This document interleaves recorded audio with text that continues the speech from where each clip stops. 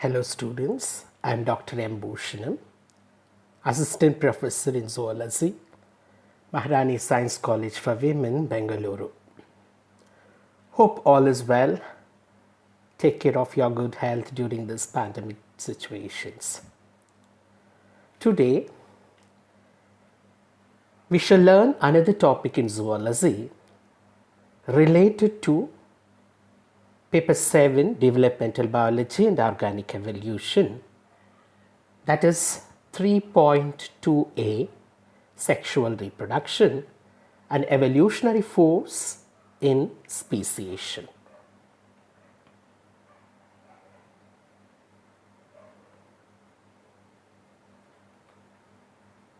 The objective of the study is to learn the role of sexual reproduction in the process of evolution and speciation. The contents of this session includes sexual reproduction as a force or evolutionary force in the process of speciation or evolution.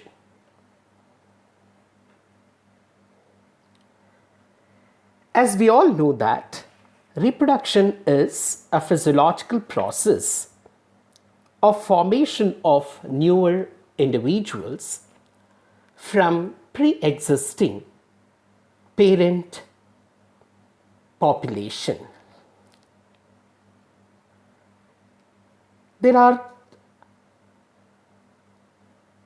two types of reproduction that we generally see amongst the group of organisms.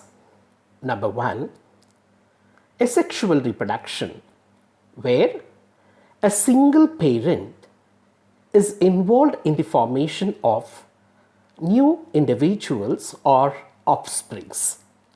Students, remember here, usually the genetic contents of both the parents as well as their children or offsprings will have similar genetic information. So, genetic information remains same in case of asexual reproduction. It includes examples of your binary fission, budding, fragmentation, etc. Now coming on to the second type of reproduction called sexual reproduction. It is a process of formation of newer individuals from two parents. Usually a male and a female is involved, or a father and a mother is involved in the process of sexual reproduction. So the genetic makeup of the two parents is combined to form a newer offsprings. Otherwise, I can say the differential genetic information is passed on into the offspring. So, totally a newer genetic information is seen in the newly formed individual compared to the parents. So the major difference that we see between asexual reproduction and sexual reproduction is that single parent is involved in asexual reproduction. So the genetic makeup of the parents and the offsprings will remain same. Whereas in sexual reproduction, we find two parents' involvement and the genetic information of both the parents will be combined and passed into the offspring. So there is a genetic change with the information of DNA that you find both for the offsprings as well as the parents in sexual reproduction. So this type of genetic information, what you find as a new or a different genetic information that you find in an offspring is called genetic variation or genetic modification. So this kind of genetic variation or genetic modification we find in sexual reproduction and in the offsprings that are formed from them. It includes the examples of human beings, animals, and majority of plants.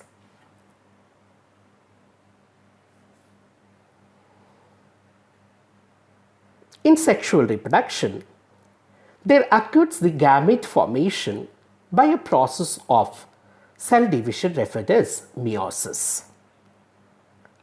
There is a meiosis stage 1 where we find leptotene, zygotene, pachytene, diplotene, and diakinesis stage of prophase 1. In case of the pachytene stage, we find a process called as crossing over, which takes place between two non-sister chromatids of homologous chromosomes, leading to the process of recombination or genetic variation. Students, again and again I will be making use of the term genetic variation, which simply means change in the gene content, change in the DNA sequences. Okay, fine. In sexual reproduction, this complex process of recombination is seen in the stage of prophase 1, otherwise called as crossing over. So, the sexual reproduction is said to be more complex and very lengthy. And offsprings that are formed here are very much different from that of the parents drastically and genetically. These variations, these changes that we find in generations of individuals of a given species of population helps in a better chance of survivability in the changing environment over a period of time. So, changes that happens in the DNA during meiosis process through crossing over and recombination, the genetic variations will be seen between two individuals when they start showing the process of reproduction. So the offsprings that are formed from them, the parents, you find the variations passed in. So many offsprings that you find in the population will show variations in their genetic makeup. And thus, these variations will give a better chance for these organisms to live and survive in the changing environments that they are getting exposed to. So these changes are further, or genetic information that are seen in their system over a period of time brings in a newer characters in the organisms. That's what the concept of sexual reproduction is related to the process of evolution here. The process of sexual reproduction is broadly divided into 3 stages, namely, number 1, pre-fertilization stage. Here, the gametes are formed ready for the process of fertilization in each of the sex. Gametes have haploid set of recombined genetic content usually in it. So chromosomes that the haploid gametes that possess will have genetic variation. Number 2 is fertilization stage, where the male and female gametes called sperms and ova tend to fuse to form a diploid zygote, and the process we call it as fertilization. Stage 3 is post-fertilization. It's a stage wherein the zygote is formed, will show mitotic cleavage divisions, with that results in a newer individual, and this we call it as post-fertilization stage. So it is pictorially represented here down in the slide. You can find stage 1 is pre-fertilization stage, where gametes are formed, fertilization stage where diploid zygote is formed, and post-zygotic stage where you find the development of that zygote into an organism or an individual organism. Then the process of reproduction, that is sexual reproduction, when we look at the first eukaryotes that showed the sexual reproduction is kingdom Protista.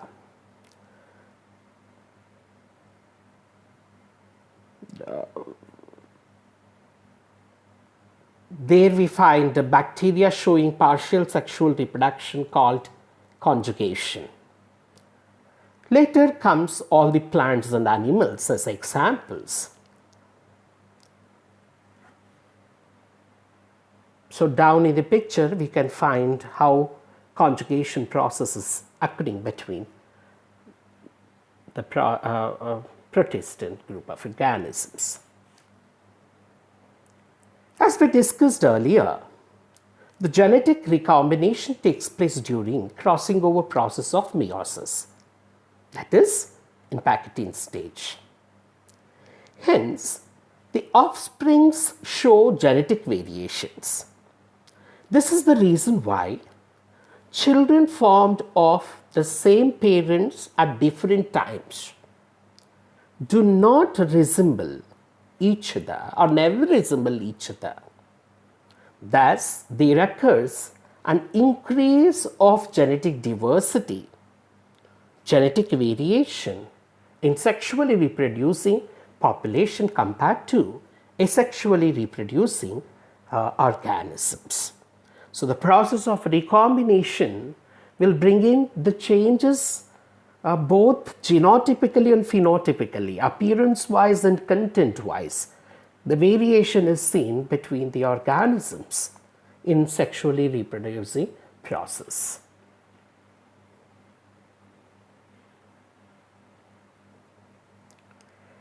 Here is a slide to explain two important processes that occurs during sexual reproduction. Number one is meiosis, where during the gamete formation, halving of chromosomes in their number takes place, which we call as haploid gametes. So the diploid gametes will be reduced to haploid set during the gamete formation in meiosis, which upon fusion during fertilization restores back the diploid condition in the organism. Number two is the stage of genetic variations through the process of recombination that takes place during crossing over process. Students, you will have to remember here, at each time of gamete formation or recombination process takes place. But in asexually reproducing organisms, we find only mutations as factors for the change in the genetic content. Otherwise, if there are no mutation force acting upon asexual reproducing organism, no change in their genetic content. It will remain same. So this is what you are supposed to remember with reference to sexual reproduction. Coming on to the disadvantages of sexual reproduction.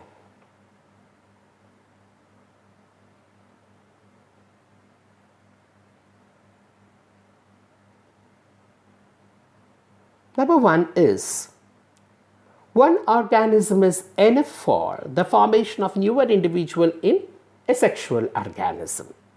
But for sexual reproduction, there is the requirement of two parent organisms, that is a male and a female. Number two is, in asexual reproduction, the parent organism may show binary fission, multiple fragmentation, or budding processes to generate newer organisms. But in case of sexual reproduction, both the parents need to show meiosis to generate gametes, that is, they will have to have the process of gametogenesis, followed by the process of fertilization to generate the diploid condition. So, there is alternation of alternative conditions between haploid and diploid conditions is noticed in case of sexual reproducing organisms. It's a very costly and difficult to process when compared to asexually reproducing organisms. So that's what we have learned here. So remember, we require two different organisms for sexual reproduction, whereas for asexual only one is enough. The second one is the gamete production, fertilization, then formation of newer individual. All these processes, which are very complicated, seen in the sexual reproducing organisms compared to the asexual reproducing organisms. Here comes a hypothesis to explain why sexual reproduction still gets retained in the evolution process in the environment amongst the organisms, even though it is difficult and costlier process. Right? Asexual reproduction is very simple in the process of evolution. But why? It is not selected. Instead, sexual reproduction is much selected in the nature. So here is an hypothesis called Red Queen hypothesis proposed by Ley van Walen in 1973.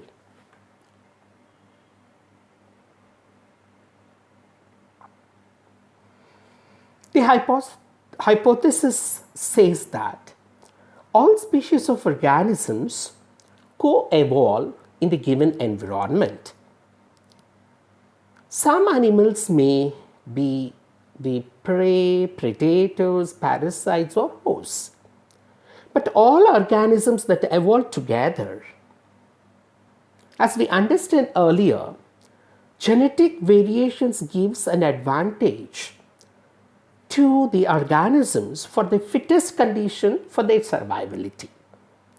So these changes or genetic variations which helps the organism to fit to the newer environment in which they are exposed to are called favorable variations.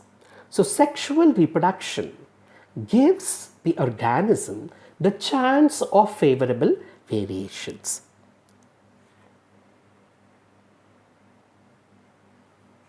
Thus, some species gains an advantage for the survivability or becomes fittest to survive in the given environment, which we call it as adaptation.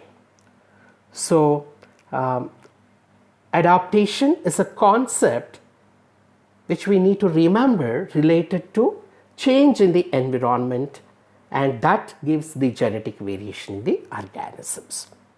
Simple words to say, changes in the organisms brings the organism the fittest condition to survive in the environment, which is variable. So this concept of bringing in the fittest condition for the organism in the newer environment is called adaptation. This adaptation will now increase the process of selection of a species, which is popularly known as natural selection. So, natural selection is a concept that we should remember here. Sexual reproduction provides all species the mechanism of fittest individual to become selective organisms under changed environmental conditions. So, natural selection selects the fittest or better adapted individuals. Such fittest individuals become outcompeted, and their number and survival percentage becomes very high. Such species won't extinct in the given environment. So that's the importance of sexual reproduction. So the gist of sexual reproduction as an evolutionary force is there is change in the genetic content. We call it as genetic variation, which happens in meiosis during gamete formation through the process of crossing over or recombination. These genetic variations will get accumulated, and this accumulated information of genetic variation will bring the organism to adapt to the changed environment, and their number will multiply. So this is the advantage of sexual reproduction in the process of evolution. So this concept is important for short notes generally. Students, now we shall look into the MCQs. Where does the fusion of male and female gametes generally takes place in human females? So when we look at these organs, fallopian tube, ovary, uterus and zygote, it is the fallopian tube where we find the process of fusion of male and female gamete called fertilization. So answer is A, fallopian tube. Question 2. The cell formed after fertilization is called what? So after fertilization, we find the cell called embryo. B is the answer, zygote. Question 3. The exchange of genetic material takes place in which of the reproduction type? Vegetative, asexual, sexual and budding. Definitely it is sexual reproduction. Reason is that it is that particular reproduction which involves the process of recombination during packaging stage of meiosis. So answer is C. Question 4. New species may be formed if. So when is new species are formed? What are the conditions? Number 1, DNA undergoes significant change in the germ cells. This is acceptable. So DNA undergoes some change, genetic variation it refers to, in germ cells. Number 2, chromosome number changes in the gamete. Yes, definitely. This is also accepted. Number 3, there is no change in genetic material. No. Mating do not take place. So answer is 1 and 2. So here of the process 1 and 2 is accepted in answer A. So answer A is correct. Question 5. According to the evolutionary theory, formation of new species is generally due to what? Number 1, sudden creation by nature? No. Accumulation of variations over several generations? Yes. Clones formed during asexual reproduction? No. No movement of individuals from one habitat to another. So answer is B. Accumulation of variations over several generations. So after we understanding MCQs, the outcome of the session. So we have learnt the role of sexual reproduction in the process of evolution, how a new species is formed by the process of sexual reproduction. Students' references includes web references of Wikipedia and Britannica. Book references includes Organic Evolution by Veerabala Rastogi and Cell Biology, Genetics, Molecular Biology, Evolution and Ecology by Verma and Agarwal. So with this we are completing the concept of sexual reproduction and evolutionary force in the process of speciation. Your queries and comments can be posted to my personal WhatsApp number and even down in the YouTube video. Thank you all students. Stay blessed, stay safe at home.